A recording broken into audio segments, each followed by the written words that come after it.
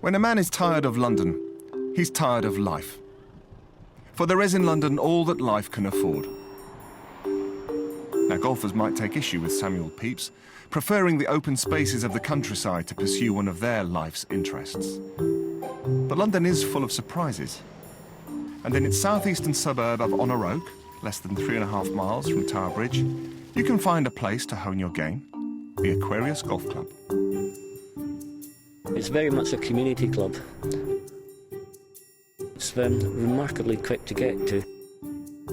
If you try to go to another course, perhaps out into Kent, it can take you an hour and a half to get there on a Saturday morning, play 5 hours and the whole day's gone, whereas I can jump on the bus. As you might expect in inner city London, space is at a premium, and it's a miracle they've managed to fit 9 holes onto this small pocket of land. They've managed to do so by building on top of an underground reservoir that stores 55 million gallons of London's water.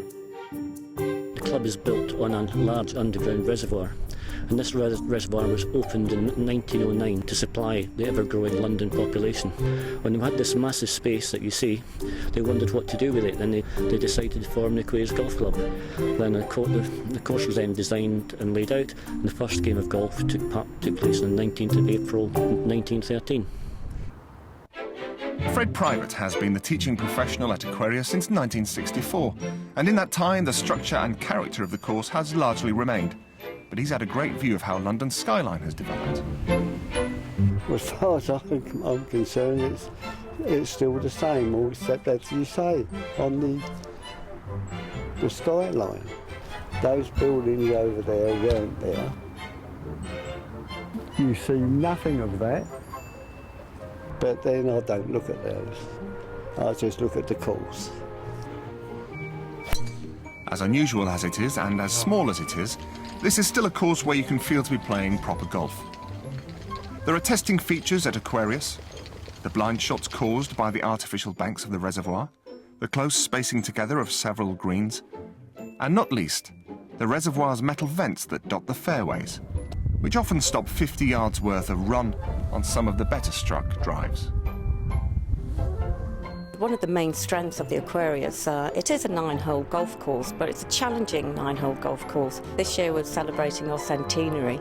We're very lucky to have a unique, historic course, and also extremely unusual as well. So it is the most central of London's golf courses. It has an unusual and ingenious design, and it has one other thing that makes this club stand out from the rest. It's where Sir Henry Cotton, one of the greatest ever British golfers, learned to play the game.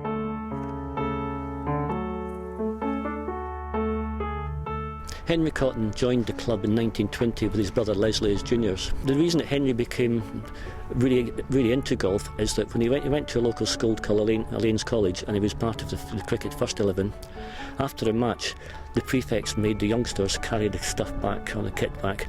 Henry didn't want to do that, and it caused a fuss, and he was called up in front of the Elaine's headmaster, who said he'd be unable to play cricket until he'd been caned.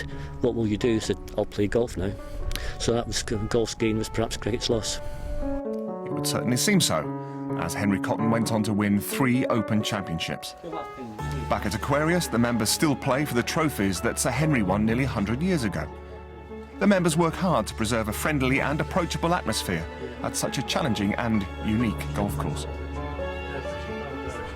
It's hard and it's unfair, but golf isn't supposed to be a fair game. It's a game of skill. If half of them went out and played to their handicaps, we can't wish for any more than that. Yeah, in all, of course, excellent. When Aquarius was first built in 1912, there were fields in the surrounding areas.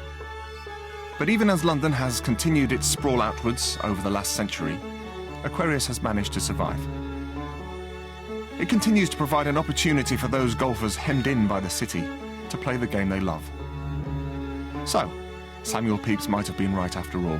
There is, in London, all that life can afford, including golf.